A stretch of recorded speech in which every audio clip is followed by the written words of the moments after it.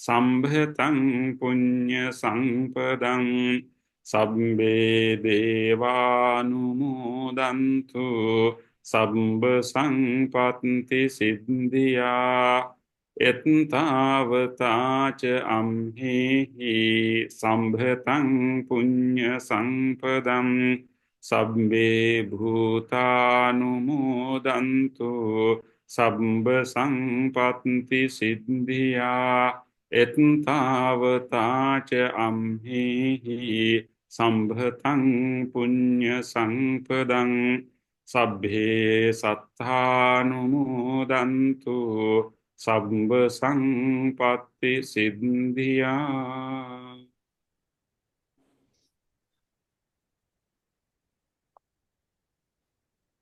Bhante, thank you for being with us today and sharing the Buddha wisdom. Your insights have enriched our understanding and we are truly appreciative of your guidance.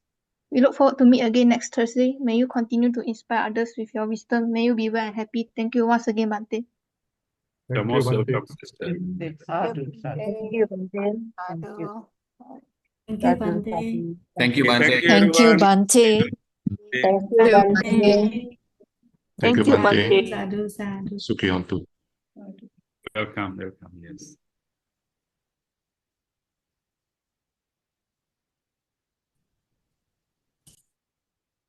Thank you, Bhante Pemaratana. Thank you so much. Yeah, thank you, Sister Cindy. Have a good